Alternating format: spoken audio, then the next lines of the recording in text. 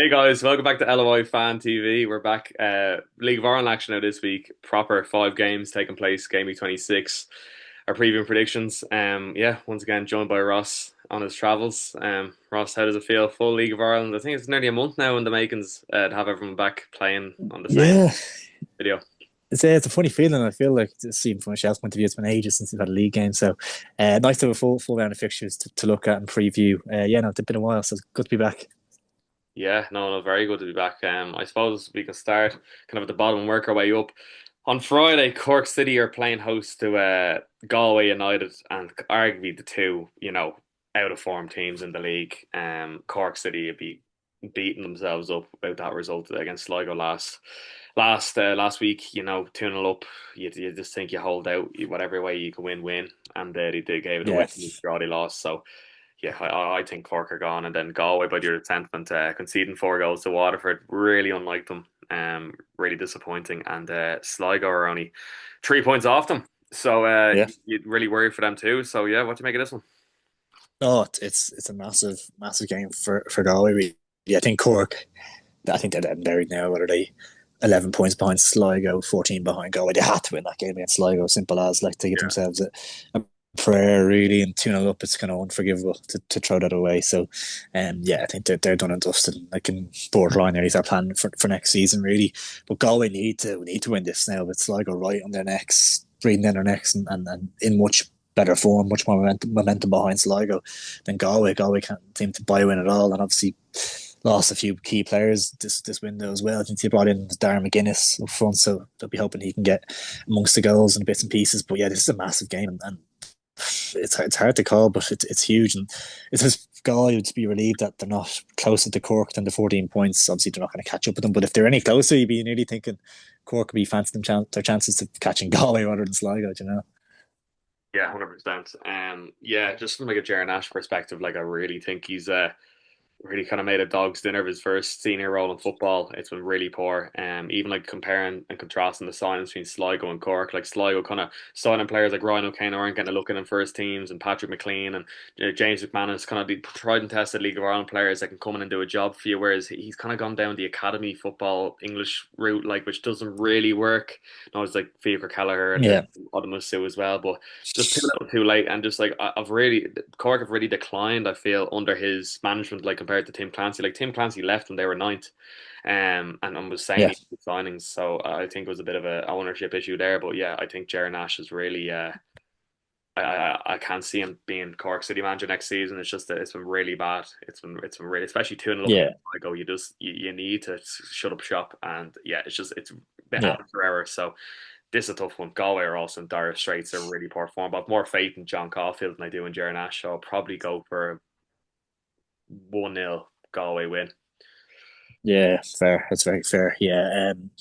Both sides can't really seem to like concede a lot of goals at the moment as well. So it could be one of those open games. You just never really know.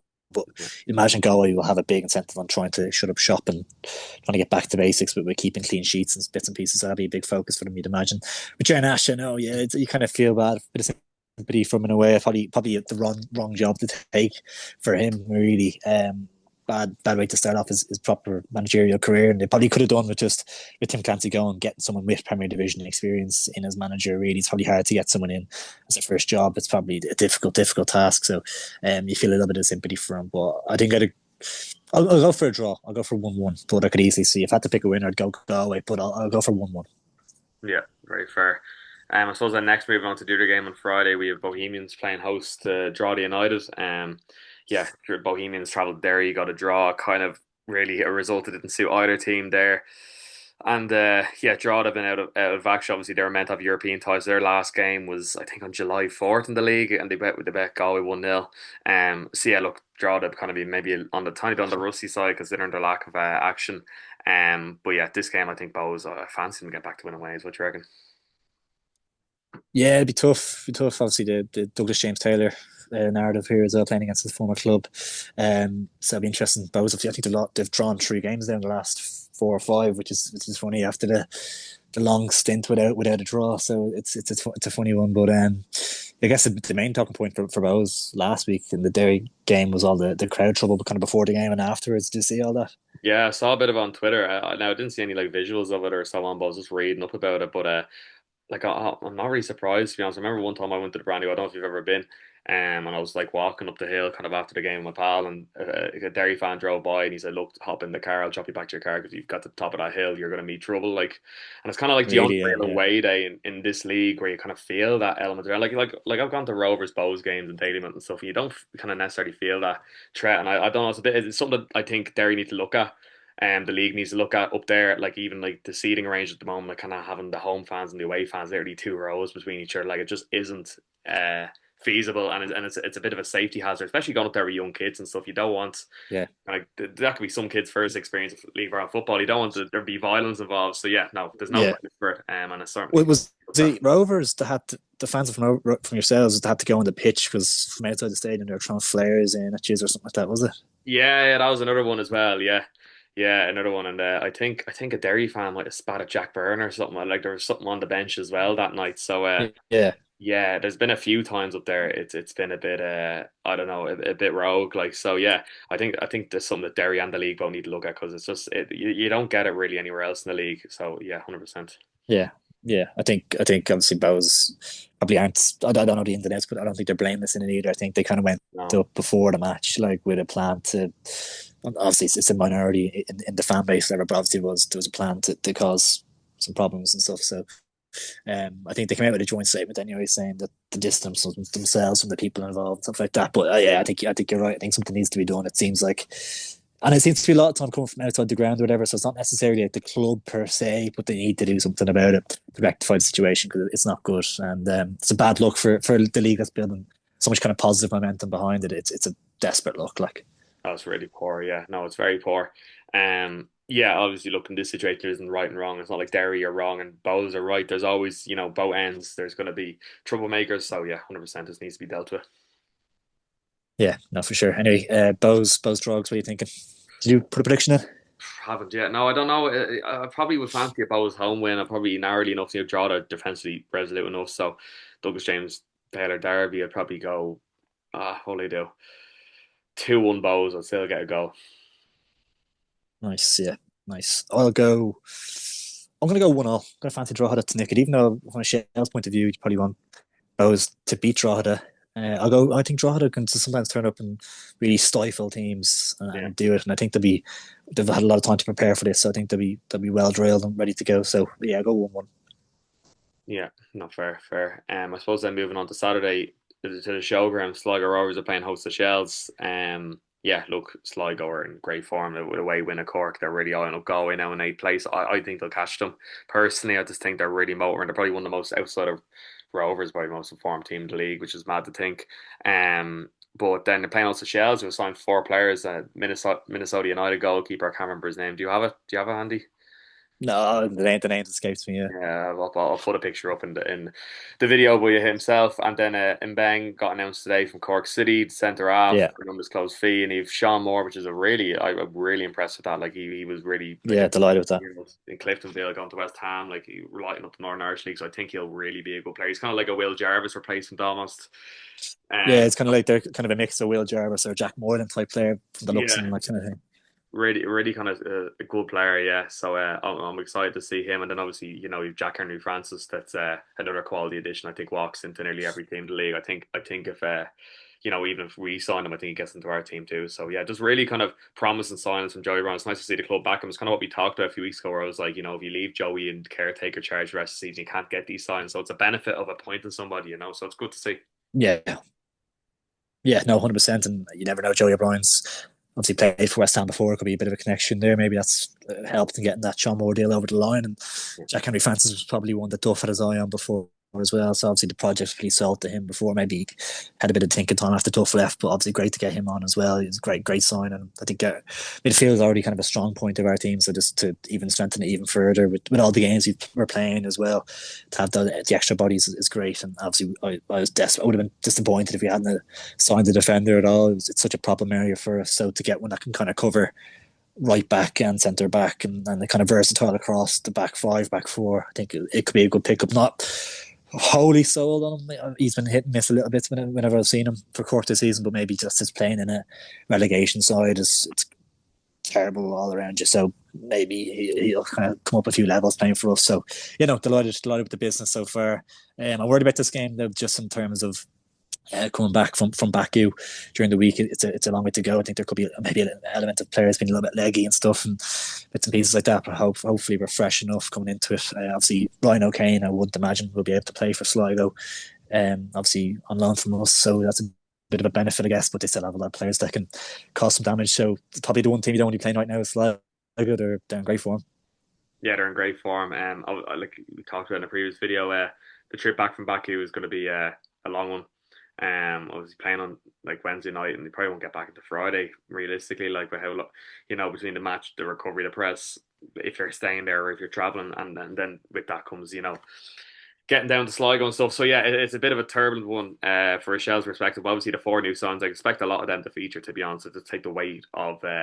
Obviously, the group stage football is probably the priority right now for Shell. So you'd almost throw those four Yeah, new lads in, and then put a few starters around them too. So, but prediction wise, I know Sligo without Ryan O'Kane, but they're just in such good form, and they'll have had time to fully prepare for this game. So I could probably see Sligo win this 2-1. I just think, it'd be different if Shell's had the right preparation. But I just think it's sandwiching between two European games. I know how tough it can be. So yeah, I'd probably just fancy yeah, Sligo to make this. yeah. No, it's fair. It's fair. I'll go for 2-2. I think it'd be plenty of goals in it. Two sides that haven't been short of kind of entertaining games this season. Like are always a good watch as well. So yeah, I'll go for 2-0. Yeah, fair. Yeah. Desmond 2-2. So yeah, two. So I was saying 2-0 for. I was saying two games on Sunday.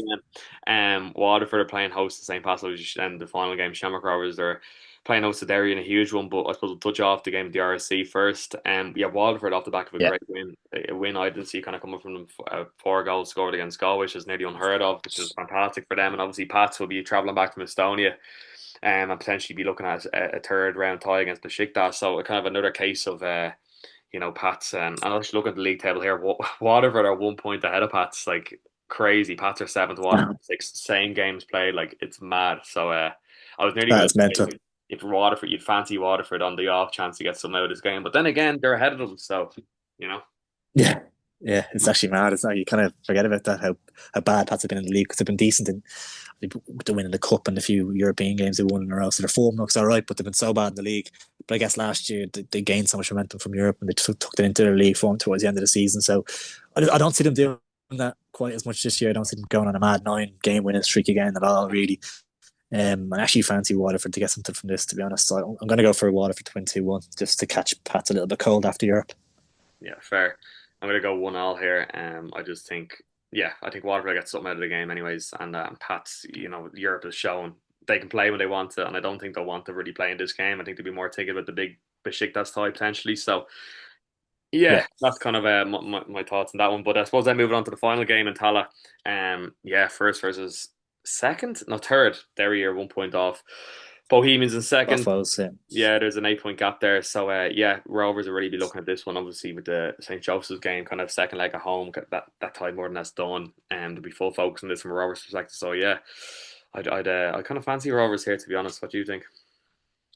Yeah, me too. Me too. I think, yeah, obviously rest a few against Josephson obviously has such a good, strong squad already. So it's just, I think, yeah, I'd be surprised. I think it could be a decent game. Derry could put it up. They've been a little bit hit and miss at times. Derry, did they draw, which is in Tala earlier in the season? Yeah, it was with the two standing off, it's a bit of a dead rubber. Yeah, we were both Yeah, down yeah, 10 after. I think it was like after like 30 minutes or something. It was Ed McGinty got sent off, and then Mullen, their striker, got yeah. sent off, and it was just a bit of a mad one. Yeah. Mad game. Yeah, yeah. No, I do expect it to be too strong from that. Will really kind of, especially if Bows drop points as well, that'll really kind of just end any chance of the title race. I think I'll go for Rovers to win 2-1. I think it could be not straightforward, it'll be a tough game, but I think you just have enough quality about you and you're just getting older now. So go for it to narrowly edge it. Yeah, 100%. Even look at Derry's team; they've lost a few. Obviously, Kevin Holt's gone back to Scotland and so on. So yeah, they kind of obviously Pat Hoobin's gone as well. So their squad's not as kind of thick as it once was. A few new additions there. Brandon Fleming coming in, from Hull City. Yeah, So yeah, it'd be interesting. And your man Depot Adiemi, I think his name is. He scored against Bows. So look decent actually. Yeah, yeah, I've heard good things on him too. So yeah, look, it'd be interesting to see Derry, obviously, and a lot of new signs up there.